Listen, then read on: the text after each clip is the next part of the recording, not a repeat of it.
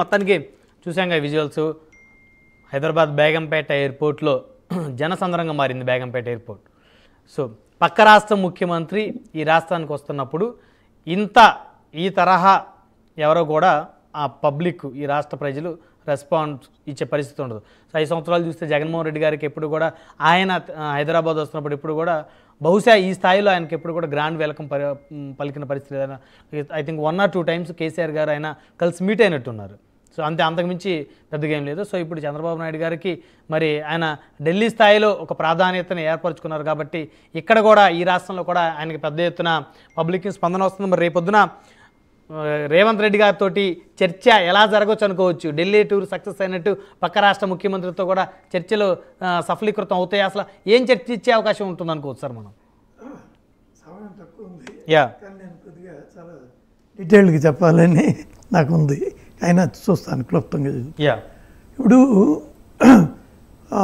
ఒకటి మనం ఏదేమనుకున్నా ఒకప్పుడు అసలు నిజంగా తెలుగుదేశం ఆంధ్రాలో కన్నా తెలంగాణలో బలమైన పార్టీ. అవును, ఒకప్పుడు. ఇప్పుడు కూడా జాతీయ పార్టీ.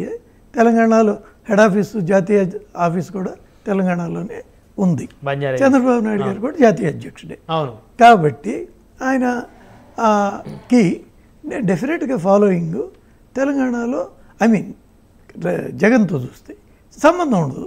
ఆయనది ఓన్లీ ప్రాంతీయ పార్టీ. ఆయన ఏమి తెలంగాణలో క్లోజ్ చేసేసుకున్నాడు చెప్పేసుకోవడం. కాబట్టి ఎందుకని ఆయన సాహసం చేయలేకపోయాడు? ఇంకా అది వేరే సబ్జెక్ట్, ఇక లోతు అయిపోతుంది టైం. కాబట్టి ఇది ఒక ఫ్యాక్ట్. అయితే ఇక్కడ చాలా జాగ్రత్తగా గమనించాల్సిన అవసరం ఉంటుంది. జనరల్గా కేవలం ప్రాంతీయ పార్టీలు ఉన్నప్పుడు, అంటే ఇంతకుముందు ఎవరు ఉన్నారు? ఇక్కడ కేసీఆర్, అక్కడ ఆయన బీఆర్ఎస్గా మార్చే వరకు అది టీఆర్ఎస్ఏ, అంటే ప్రాంతీయ పార్టీ. ఆయన కూడా తెలంగాణలో వదిలేసుకున్నాక ఓన్లీ ప్రాంతీయ పార్టీ.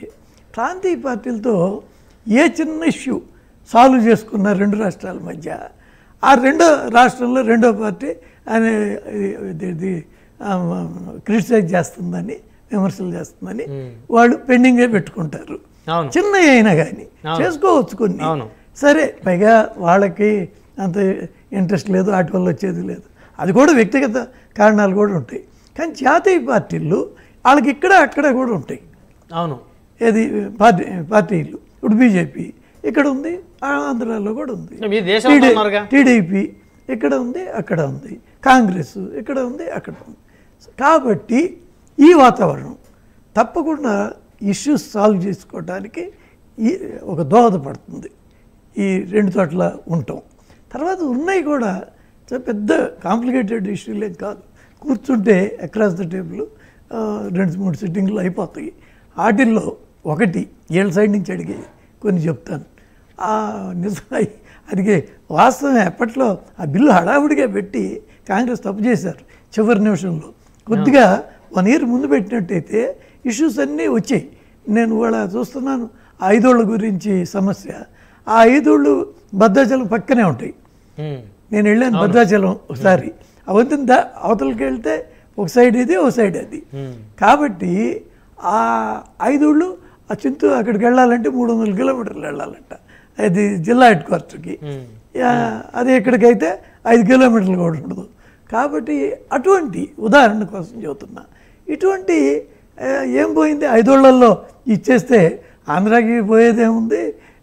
దానివల్ల వాళ్ళు ఏమంటారు 5 ఊర్ల ప్రజలు?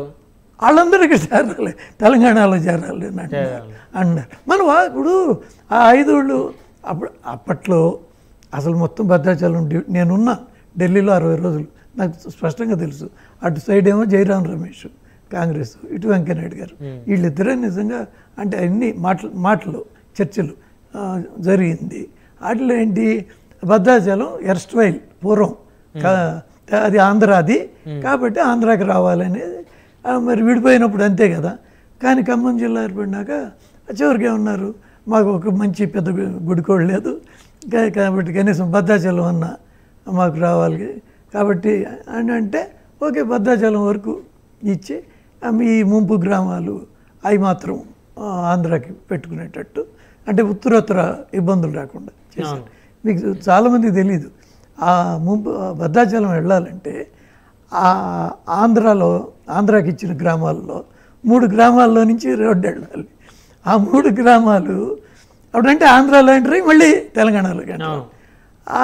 అది తర్వాత రోజు జయరాం రమేష్ వెంకయ్యనాయుడు గారిని కలిసి ఈ 3 ఊర్ల గురించి కొద్దిగా ఇవ్వాలి, మాకు అటు ఇవ్వాలని అడుగుతున్నారు అంటే అప్పుడు వెంకయ్యనాయుడు గారు నన్ను అడిగితే మేము అంత చర్చ చేసుకుని ఆ 3 ఊర్లు ముంపు దీనిలోకి రావట్లా లక్కీగా కాబట్టి ఇస్తే పర్లేదని. సో 7 మండలాలు -3 ఊళ్ళు. ఇది అది అయిపోయింది. ఆ 3 ఊళ్ళు ఇవ్వటం కూడా అయిపోయింది. ఇప్పుడు ఈ 5 ఊళ్ళు కూడా ఇప్పుడు ఇంకా సమయం ఉంటే ఈ 5 ఊళ్ళు లాంటి ఇష్యూలు కూడా చేసుకునేవాళ్ళు కదా అని చెబుతున్నాను నేను. ఇద్దరు ముఖ్యమంత్రి కూర్చొని మాట్లాడుకోవాలి. ఇప్పుడు ఆ బిల్లు పెట్టేటప్పుడు అయితే ముందే చేయొచ్చు కదా. కాంగ్రెస్ హడావుడిగా చివరి నిమిషంలో రాజకీయ లబ్ధి కోసం బిల్లు పెట్టడమే కానీ నిజంగా విభజన జరిగితే 2 రాష్ట్రాలకి ఏంటి అనేది ఆలోచించలే. వాళ్ళు కంఫర్ట్ వాళ్ళు చూసుకున్నారు. వాళ్ళు ఎంతసేపు అసలు ఈ బిల్లు బీజేపీ రాని ఏదో అదేంటి అది వాళ్ళు ఏదో చూద్దాం అని అనుకుని ఉండొచ్చు. చివరి నిమిషంలో పెట్టడం వల్ల వచ్చిన ఇబ్బందులు. కాబట్టి ఇప్పుడు సరే ఇక్కడ ఉన్నటువంటి ఆఫీసులు ఆస్తులు కొన్ని ఇష్యూలు ఉంటాయి కదా, ఆ డబ్బులు ఇప్పుడు చూడండి అనవసరంగా ఆ ఎలక్ట్రిసిటీ డబ్బులు ఆంధ్ర ఆపాడు కేసీఆర్, అవి ఇవ్వచ్చు. ఇట్లాంటివన్నీ పైగా ఇప్పుడు ఈయన దాని టీడీపీ వర్కింగ్ ప్రెసిడెంట్ కూడా చేశారు కదా రేవంత్ రెడ్డి గారు. ఆ రకంగా వ్యక్తిగత కారణం ఓకే, బట్ నేను అనేది ఈ జాతీయ పార్టీగా ఉన్నప్పుడు కొంత బ్రాడ్ మైండ్గా. మళ్ళీ రేపు ఈ డిస్కషన్ తర్వాత కేసీఆర్ గారు మళ్ళీ బయటకు వస్తారు, తెలంగాణ అంటారు నేను చెబుతున్నా అంటారు. అయినా మీరు వీటితో ఏదో అయిపోతుంది అట్లా అనుకోవద్దు అంటున్నారు కదా సార్. బీఆర్ఎస్ ఎవరి పాలైందురు అసలు ఇంకా అది అంతరించిపోయే పార్టీ ఏమవుతుందంటే వాళ్ళకి మైత్రి ఉందంట కదా సార్. అది ఎందుకు అంతరిస్తుందంటే నిలబెట్టలేరు ఓడిపోయినాక. ఇప్పుడు వాళ్ళు 6 ఎమ్మెల్సీలు పోయారు కదా, ఈరోజైనా రేపు పోతున్నారు 6 ఎమ్మెల్సీ, ఇక పోతారు. అంటే నేనేది ఇప్పుడు మరి పార్లమెంట్ ఒకటి కూడా ఎందుకు గెలవాల? ప్రధాన సహకరించిందని పబ్లిక్ డిస్కషన్. వాళ్ళు సొంతం గెలిస్తే ఉన్న నష్టమా? గెలిచి సహకరించకూడదా? మీకోసం వాళ్ళందరూ డమ్మీలు పెట్టారు, గెలిచి సహకరించకూడదా? ఇవన్నీ వాళ్ళ సొంత మెదక్కే పోయిందిగా, అదన్నా కలుసుకోవాలి కదా. అందుకని ఏంటంటే స్లోగా డిసింటిగ్రేట్ అవుతుంది. రైట్. ప్రసాద్ గారు, సప్తగిరి ప్రసాద్ గారు, మొత్తానికి చంద్రబాబు గారికి బ్రహ్మరథం పడుతూ ఉన్నారు తెలంగాణ వాసులు సైతం కూడా.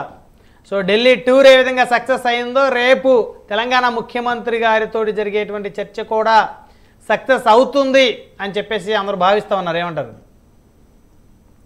సార్? మీకు ఇప్పుడు రఘునాథ్ బాబు సార్ చెప్పినట్టు తెలుగుదేశం పార్టీకి తెలంగాణ ఒకప్పుడు కంచుకోట. అవును, తెలుగుదేశం పార్టీకి స్ట్రాంగ్ బేస్ ఉన్నటువంటి రీజియన్ తెలంగాణ. ఒకప్పుడు TRS, Telugu Desam party, communist party కలిసి పోటీ చేసినప్పుడు కూడా తెలుగుదేశం పార్టీకి తెలంగాణ రీజియన్ లో బ్రహ్మాండమైన సీట్లు వచ్చింది. ఇంకా కూడా చాలా మంది క్యాడర్, తెలుగుదేశం పార్టీ జెండా మోసే క్యాడర్ చాలా ఉంది. ఎందుకో కొన్ని కారణాల వల్ల పార్టీ ఎక్కువగా సీట్లు సాధించలేకపోయింది అప్పట్లో. మళ్ళీ ఇప్పుడు చంద్రబాబు నాయుడు గారు ముఖ్యమంత్రి అవడంతో పార్టీ పునర్వైభవం సంతరించుకుంటుంది. దాంట్లో నాకు ఏం సందేహం లేదు.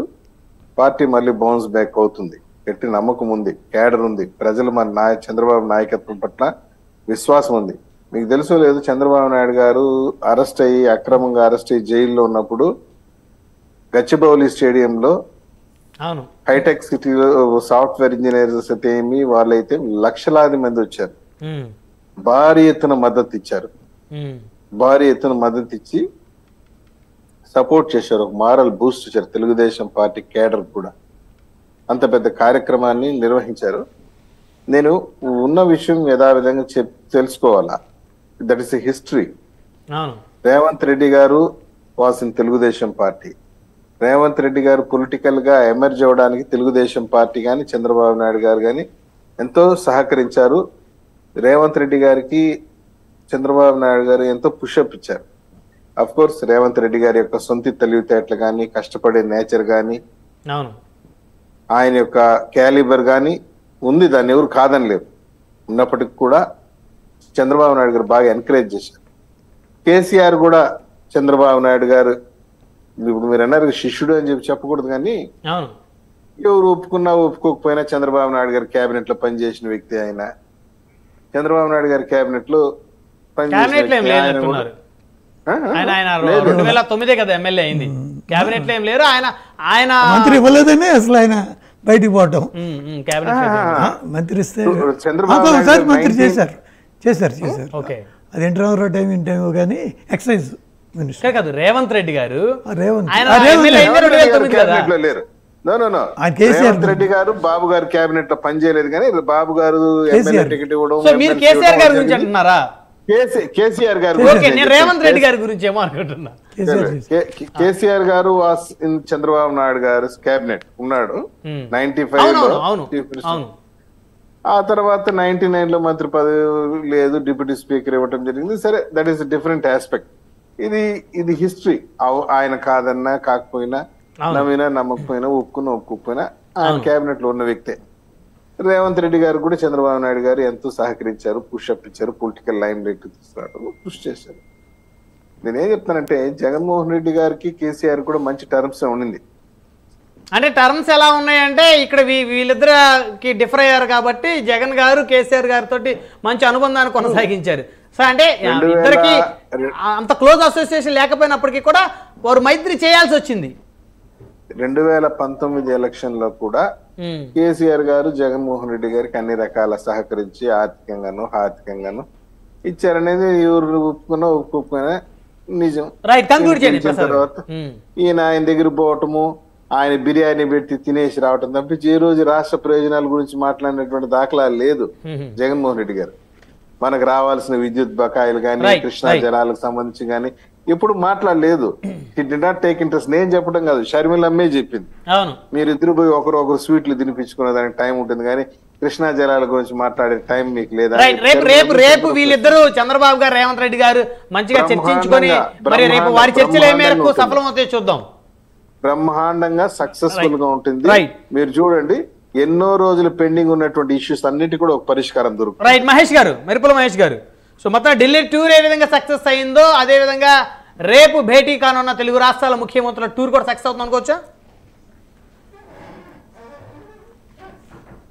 సార్ డెఫినెట్ గా సార్. దాని కారణం ఏంటంటే ఇప్పుడు మనకు వాళ్ళు ఏదో ఎక్స్ట్రా మనకేం ఇవ్వాల్సిన అవసరం లేదు సార్. తెలంగాణలో మనకేం ఎక్స్ట్రా ఇవ్వాల్సిన అవసరం లేదు. ఏపీ బైఫర్కేషన్ యాక్ట్ లో ఏదైతే పొందుపరిచారో షెడ్యూల్ 9 కానీ షెడ్యూల్ 10 కానీ, అది ఏదైతే డిస్ప్యూట్స్ గా అలాగే మిగిలిపోయినాయో, అలాగే ఏదైతే పవర్ పెండింగ్ బిల్స్ కానీ, లేకపోతే ఫైనాన్స్ కార్పొరేషన్ సంబంధించిన అసెట్స్ కానీ, కృష్ణా గోదావరి జలాలకు సంబంధించిన దేర్ ఆర్ సమ్ పేపర్ మీద కొన్ని ఇష్యూస్ ఉంది. అది ఈజీగా తెలుసుకోవాల్సిన అంశము. అది ఆల్రెడీ బైఫర్కేషన్ యాక్ట్ లో పెట్టారు. అది సాల్వ్ చేసుకుంటే సరిపోతుంది. మోర్ దెన్ ఏంటంటే రేవంత్ రెడ్డి గారిని మనం చూడాల్సిన పర్సెప్షన్ డిఫరెంట్ గా చూడొచ్చు సార్. ఎలా అంటే ఈవెన్ నాకు తెలిసి భారతదేశంలో కాంగ్రెస్ లో ముఖ్యమంత్రి అయినప్పటికీ కూడా ఎక్కువ సార్లు ప్రధానమంత్రి కలిసిన ఓన్లీ ముఖ్యమంత్రి ఎవరన్నా ఉన్నారు అంటే అది రేవంత్ రెడ్డి గారు మాత్రం. 6 నెలల లోపే అనేక సార్లు అసలు వెరీ డిఫరెంట్. 2 ఆరిజిన్స్ చాలా డిఫరెంట్. 6 నెలల లోపల చాలా అనేక సార్లు. ఎందుకంటే ఎక్స్ట్రీమ్ అసలు కాంగ్రెస్ బీజేపీ ఎక్స్ట్రీమ్ పాయింట్స్ గా, ఎక్స్ట్రీమ్ సైడ్స్ గా ఉన్నప్పటికీ కూడా ఎక్కువ సార్లు రేవంత్ రెడ్డి గారు స్టేట్ ఇంట్రెస్ట్ కోసం కేంద్రానికి వెళ్ళి మోడీ గారి దగ్గరికి వెళ్ళి మాట్లాడారు. సో ఆ పర్సెప్షన్ లో రేవంత్ రెడ్డి గారిని చూడాల్సిన విధానమే డిఫరెంట్ యాక్చువల్ గా. రెండోది ఏంటంటే కేసీఆర్ గారు పర్సనల్ సర్వేలో కూడా జగన్మోహన్ రెడ్డి గారే వస్తారని కూడా మనకు ఎలక్షన్ ముందు కూడా చెప్పడం జరిగింది. 2024లో కూడా ఆంధ్ర రాష్ట్రంలో జగన్మోహన్ రెడ్డి గారు ముఖ్యమంత్రి మళ్ళా కావాలని బలంగా కోరుకున్న వ్యక్తి ఎవరైనా ఉన్నారంటే అది కేసీఆర్ గారు మాత్రమే తెలుసుకోవచ్చు. దట్ మీన్స్ వాళ్ళిద్దరి మధ్య అండర్స్టాండింగ్ ఉన్నప్పటికీ కూడా ఏ ప్రయోజనం కానీ ఒక పని కూడా జగన్మోహన్ రెడ్డి గారు చేసుకోలేకపోయారు. దానికి ఎగ్జాంపుల్ ఏంటంటే సదరన్ కౌన్సిల్ మీటింగ్ జరుగుతుంది సార్ తిరుపతిలో. మనకు 14 నవంబర్ 2021 తిరుపతిలో అమిత్ షా గారి ఆధ్వర్యంలో సదరన్ కౌన్సిల్ మీటింగ్ జరుగుతుంది. 29వ సదరన్ కౌన్సిల్ మీటింగ్ లో కూడా కనీసం మన సైడ్ నుంచి మినిమం రిప్రజెంటేషన్ కానీ, మినిమం ఏం అడగాలో కూడా అడగకుండా జస్ట్ ఆ రోజు ఏపీ సైడ్ నుంచి కాఫీలు టీలు తాగేసి బిల్లు కట్టేసి వెళ్ళిపోయారు తప్పితే కనీసం ఆ రోజు మాకేం కావాలో కూడా అడగలేదు. జనరల్ గా అడగడమే, సార్ పోలవరం పూర్తి చేయండి సార్, సార్ మాకు కొంచెం ఫండ్స్ ఉంటే ఇవ్వండి సార్, అంతే తప్ప పర్టికులర్ గా అడగలేదు సార్. కాబట్టి ఈ రోజు రేపు ఏదైతే చంద్రబాబు నాయుడు గారు రేవంత్ రెడ్డి గారు ఏదైతే మీట్ అయితే ఉంటుందో, ఈవెన్ శిష్యుడు అనే పదాన్ని ఎక్కువ సార్లు వాడినప్పుడు బట్టి విక్రమార్క గారు కూడా డిప్యూటీ సీఎం దాని మీద కొంచెం ఘాటుగా స్పందించిన. అవును. డిప్యూటీ సీఎం శిష్యుడు ఏంటి, అలా ఏంటి, అలా తీసుకురాకండి, అలాంటి మాట్లాడొద్దండి, అది కరెక్ట్ కాదు కూడా అన్నారు. నో సార్, అలా తీసుకుంటే ఇప్పుడు మోడీ దగ్గరికి ఆడికి వెళ్తున్నారు, రాహుల్ గాంధీ గారు పక్కన మళ్ళీ నెక్స్ట్ కలుస్తున్నారు. సో అది కాదు పాలిటిక్స్, స్టేట్ ఇంట్రెస్ట్ అని చూడగలిగే లీడర్షిప్ రేవంత్ రెడ్డి సమయం లేదు చూద్దాం. కాకపోతే ఏంటంటే రెండు రాష్ట్రాల ముఖ్యమంత్రుల మధ్య మైత్రి బాగుంటే ఖచ్చితంగా ఏవైతే పెండింగ్ పడిపోయినటువంటి ఇష్యూస్ అవుతున్నాయో అవి త్వరగా క్లోజ్ అవుతాయి అనేది అందరి అభిప్రాయం. సో రైట్, సమయం లేదండి. ధన్యవాదాలు చర్చలో పాల్గొన్నందుకు. రఘునాథ్ బాబు గారు, భారతీయ జనతా పార్టీ సీనియర్ నాయకులు, మెరుపుల మహేష్ గారు, జనసేన పార్టీ నగర ఇన్ఛార్జ్, అదేవిధంగా సప్తగిరి ప్రసాద్ గారు, తెలుగుదేశం పార్టీ రాష్ట్ర అధికార ప్రతినిధి. అందరికీ పేరు పైన ధన్యవాదాలు.